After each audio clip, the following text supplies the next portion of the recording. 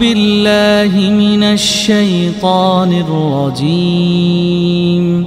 بسم الله الرحمن الرحيم.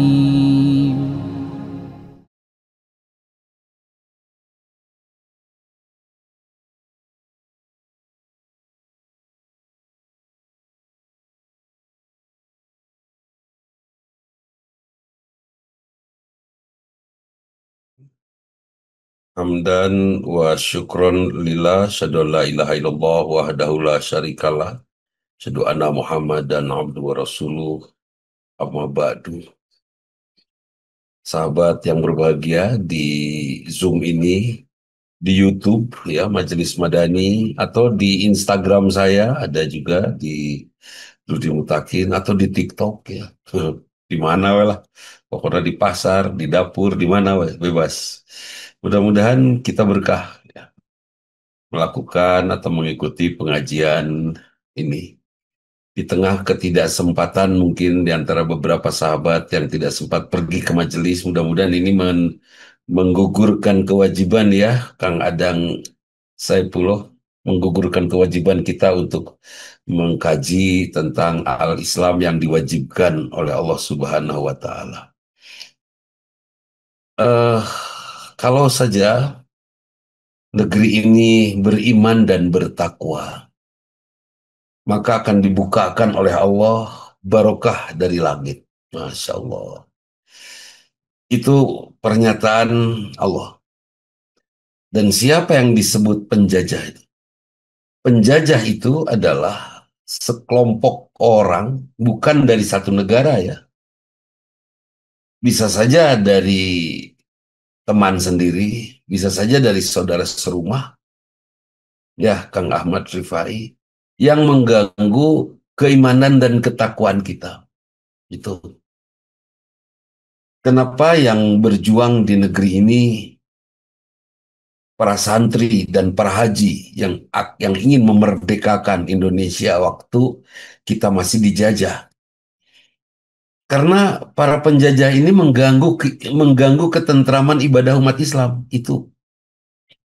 Nggak, kalau Belanda datang dan tidak mengganggu ketentraman ibadah, Jepang datang tidak mengganggu ketentraman ibadah umat Islam, mungkin kita juga tidak akan melawan apa-apa.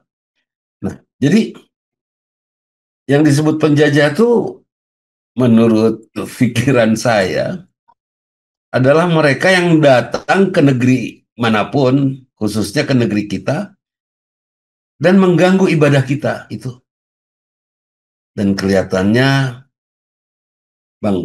bangsa-bangsa atau negara-negara yang diganggu oleh para imperialis ini negara-negara yang mayoritas penduduknya Muslim. Ya, seperti semua negara di Afrika ya, Pak Ustadz Sulwan, semua negara di Asia di tengah itu dijajah itu. Untuk apa? Supaya umat Islam tidak tentram ibadahnya, bahkan berubah pemikirannya. Hasil dari imperialisme apa, Kang Deki, Bu Hani? Apa coba hasil dari penjajahan? Hasil dari penjajahan diantaranya, punten, pisan punten kalau salah, saya mohon maaf, ini sudut pandang saja. Islam dianggap sebagai ajaran doa-doa. Itu. Udah nggak ada doa lah, kan itu. Tidak usah berjuang. Nah itu Panandang. Kita habis sampai akhirnya waktu kita habiskan untuk berdoa saja.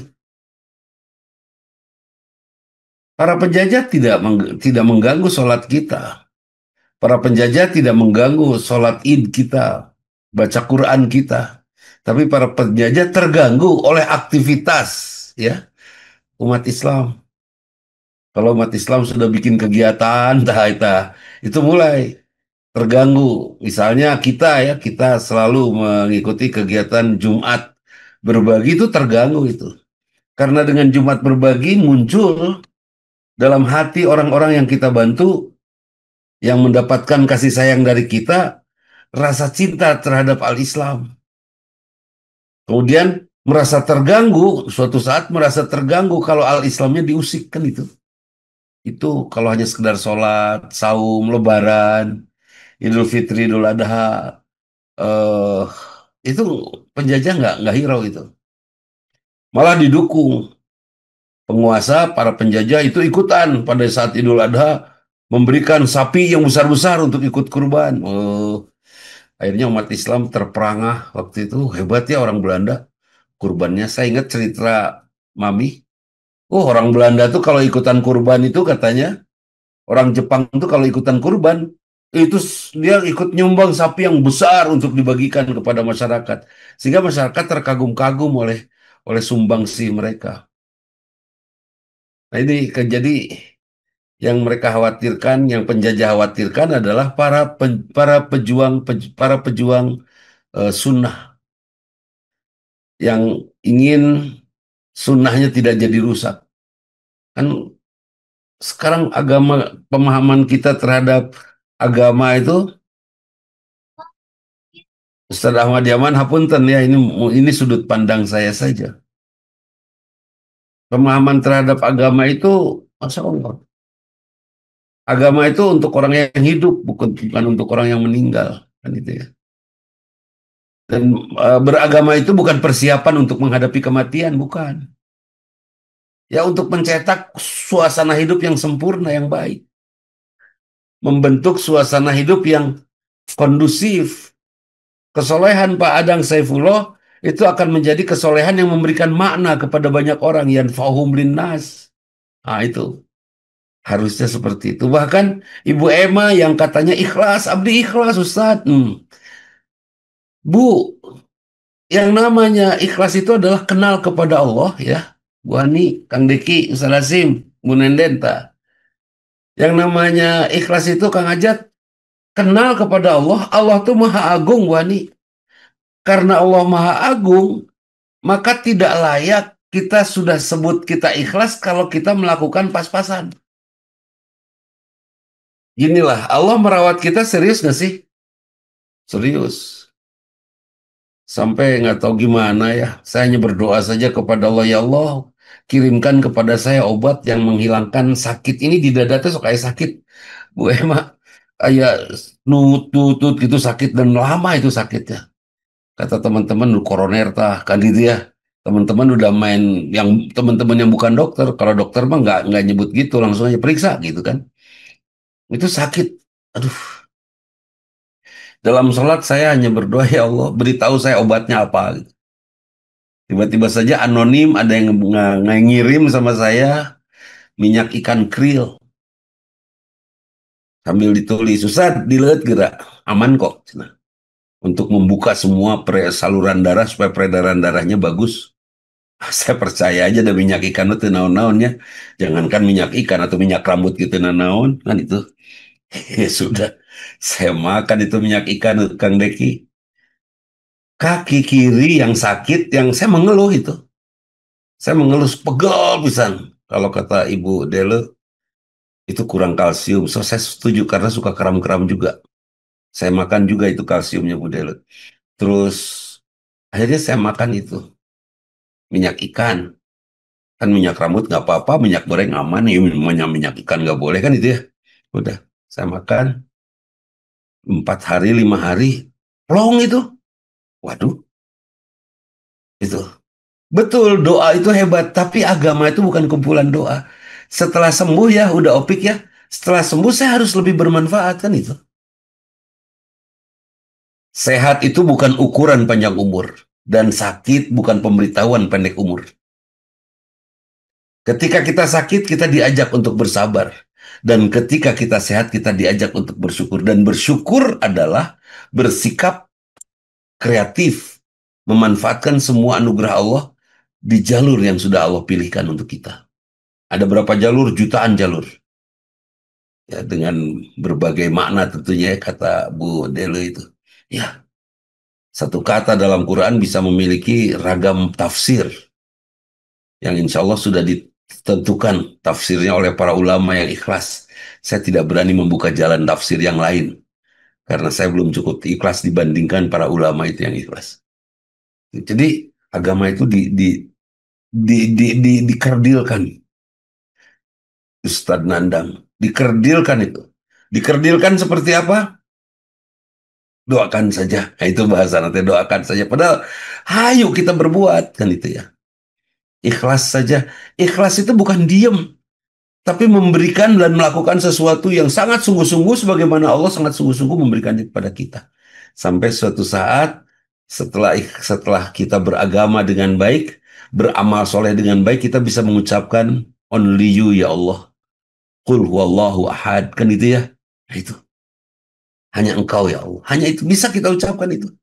Setelah kita ucapkan hanya Allah saja, hanya engkau ya Allah yang aku sembah, tidak ada lagi yang menjajah yang lain. Siapa sebetulnya penjajah itu? Yang ada pada diri kita. Semua yang mendominasi hidup kita. Adanya membuat kita senyum, tidak ada membuat kita cemberut. Ada uang, kita senyum, tidak ada uang, kita cemberut. Itu artinya apa? Uang jadi Tuhan. Iya kan? Suami ada, senyum, suami pergi, cemberut. Itu namanya artinya apa? Suami jadi Tuhan, tak kadek, tak. Ya. eh, Kalau kakek-kakek nih seperti saya, nggak ada cucu, cucu nggak datang nih minggu ini sepenuhnya, cemberut aja saya. Pas cucu datang langsung sumringah lagi. Oh, berarti cucu sudah jadi Tuhan untuk saya. Ketika saya sehat, saya senyum. Ketika saya sakit, mulai saya rada kerung. Nah, itu juga Tuhan itu. Jangan ada Tuhan. Ketika ada dominasi yang lain, sebut saja Tuhannya uang, ya Bu Iva ya. Kalau Tuhannya uang, Bu Iva, maka yakinilah dan percayailah bahwa pengalaman menyatakan uang tidak membuat kita tentram, kecuali kita manfaatkan dengan benar. Bahkan uang sering menginjak kita. Dengan uang saya beli benda. Dan benda itu menyiksa saya untuk saya rawat sebaik-baiknya, mengambil waktu saya untuk mencuci, mengambil waktu saya untuk servis, mengambil waktu saya untuk merawat. Karena uang itu, uang sudah menginjak saya. Sementara Allah selalu saja membuat kita semakin kita cintai Allah, kita semakin mulia. Terus bagaimana caranya uang itu supaya tidak menghina kita? Ya, uangnya jangan dijadikan penjajah oleh kita. Caranya uangnya pinjamkan kepada Allah, yuqridullah qardan hasanah. Ya, meminjamkan uang dengan pinjaman yang baik kepada Allah. Masya Allah. Ngobrol sama gampil Bu Hani. Ya gampang ngobrol. Tapi dah memang insya Allah gampang kita akan lakukan semuanya. Seperti itu. Nah, jadi apa yang disebut penjajah? Yang pertama, kalau dalam bentuk politik, penjajah itu boleh nggak sih orang Belanda tinggal di Indonesia? Boleh. Boleh orang-orang Cina, orang Jerman, orang Jepang tinggal di Indonesia dan menetap kemudian berKTP Indonesia? Boleh. Kita juga boleh di seluruh dunia ini milik Allah kok. Ya kan? Yang tidak boleh apa yang kita sebut penjajah itu. Yang kita sebut penjajah itu saat mereka mengganggu akidah kita. Saat mereka mengganggu ibadah kita. Nah, ya, itu yang disebut imperialisme. Yang sementara ini eh, mudah-mudahan ini bukan pendapat yang salah ya Bu Ani. Eh, bahwa tugas penjajah adalah menyebarkan agama mereka dan merusak agama Islam itu saja. Agama yang dirusak apa Islam? Hanya Islam. Yang lain enggak. Hanya Islam. Karena walantar ankal Yahud wala Nasoro hatta tatabi'a millatahum itu diaplikasikan dalam imperialisme. Tidak akan pernah ridho orang Yahudi, juga tidak akan ridho orang Nasrani sampai kita ikut mereka itu. Sampai akhirnya kita kan ikut ulang tahun, bertiup lilin. Sebelum tiup lilin, sok berdoa dulu. Sampaikan harapanmu. Aku pengen pergi ke bulan. Tiup lilin. Terus niup nate flu. Sudah flu teh kue boluna dibagi-bagi. Atuh menularkan flu kemana-mana. Ya, saya ingat sekali itu. Itu kan kebiasaan yang bukan kebiasaan Islam itu tiup lilin itu. Saya ingat di rumah sakit jiwa waktu itu kepalanya datang ke sini. Kepala rumah sakitnya Pak Yono ya. Pak Yo, Pak Yoyon, saya manggilnya Yoyon, ada teman SD waktu itu. Sekarang udah pensiun dia. Di rumah sakit itu ada orang sakit jiwa dikomandoi oleh yang sakit jiwa. Gali, gali itu ngejajar. Udah gitu tanam aja stek singkong ngejajar. Mundur keprok, mereka kayak dasar nu gelo melak nu kitu we keprok. Udah gitu kata-kata komandannya apa? Diserbu, ditendang lagi semua itu. Ustadz Usman Salahuddin apa namanya? eh si singkongnya itu ditendang lagi terus udah ditendang teh keprok deh. Sama persis dengan kita itu Padang. Bulia sama persis itu dengan kita. Kita nyalakan lilin keprok, terus kita tiup lilin keprok. Aduh, non bedana apa jeung nu gelo itu. Walau alam. Tapi yang jelas eh, itu sudah menular ya ke dalam budaya kita dari mereka yang pernah menjajah kita. Para penjajah sukses menurut saya. Sukses mengkerdilkan ajaran Islam itu. Kemudian sukses mengkerdilkan pemahaman tentang Islam di kalangan umat Islam. Buktinya di Pakistan ada yang sukses merubah al-Islam di Pakistan, siapa? Mirza Ghulam Ahmad ya. Itu doktor Mirza Ghulam Ahmad. Di Indonesia nyaris di Aceh, siapa? Abdul Ghaffar Snukhogronya ya. Di Indonesia nyaris untuk segera terusir, itu segera diusir, segera ketahuan. Hampir di semua negara selalu saja yang dihadapinya muslimin. Kemudian siapa yang disebut orang merdeka? Yang dia sudah tidak terpengaruh oleh Tuhan yang lain. Dia sudah tidak terpengaruh oleh pemikiran-pemikiran imperialis yang pribadinya sudah la khaufun alaihim walahum yahzanun, tidak ada takut, tidak ada sedih lagi. Seorang yang tidak terjajah adalah seorang yang diantaranya juga ya punten Ustadz Ahmad Yaman, ketika ada orang pika sebelen dia tidak ikut marah. Sebut saja suami ngaco, istri nggak marah. Silahkan saja akang ngaco, silahkan, saya tidak akan ketularan ngaco, kan itu ya. Suami salah, istri salah, suami nggak marah, nggak marah. Suami ketika istri salah, suami hanya bertugas untuk menjadi suami hebat, suami yang menarik, suami mengagumkan, suami asik gitu kan. Sudah nggak usah bicara, nggak usah bicara. Bapak tidak bisa mengubah hati ibu karena hati ibu dekat dan jauhnya dari hidayah itu tergantung Allah, bukan tergantung kita. Tugas kita hanya jadi yang terbaik saja buat keluarga, kan itu ya. Udah itu sudah tidak akan terjajah. Banyak kok ulama-ulama besar yang ketika melihat kesalahan cukup dia memberikan perintah. Ini Kiai Pak Bulia Prihadi. Kiai itu kalau ada kesalahan mulia, coba tolong itu betulin. Udah, yang salahnya manusia yang bersalahnya nggak di apa-apain. Saya ingat sekali itu. Ngambil ikan Bu Ema tengah malam di balong Kiai. Pas ustadznya Pak Kiainya keluar mau tahajud ke masjid. Pak Kiai itu bilang, lucu nararawan, jadi gitu. Kita udah nggak bisa berbahasa apa-apa ya kan ya. Sudah speechless, sudah ada kapergok teh ngalalau atau lauk ajengan. Aduh, akhirnya apa coba bahasanya Pak Kiai itu? Sesakeun hijinya, anak hayang ngagoreng lauk, jadi gitu, cukup itu aja. Aduh, ngageter eta mah. Tidak usah dia pakai marah, kita udah bergetar. Dan sampai hari ini saya pengen seperti Kiai itu. Sampai hari ini saya pengen punya kepribadian seperti beliau, kan itu ya. Itu luar biasa. Saya ingat sekali KH Abdullah Allahyarham. Beliau kalau ngajar di kelas itu pasti memulai dengan ini Ustadz Ahmad. Pasti pas mau duduk teh, Bismillah. Aduh, ini kalem bisa. Nah kita kan santrinya dia duduk nih. Pas beliau masuk ke kelas, Assalamualaikum, Waalaikumsalam, kita jawab. Pas mau duduk, saya itu jayal-jayal dah. Ngomong duluan, Bismillah. Ngeledek, kita ngeledek guru. Aduh ya Allah.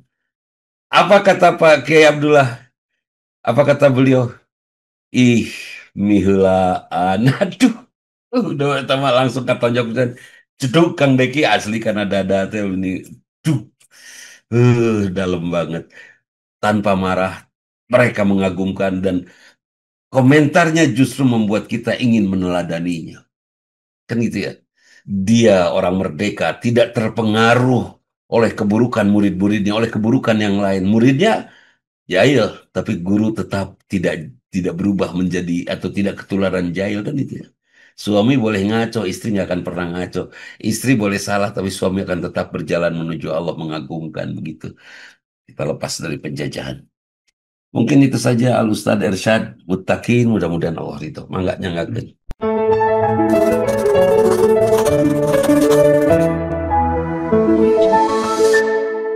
أعوذ بالله من الشيطان الرجيم بسم الله الرحمن الرحيم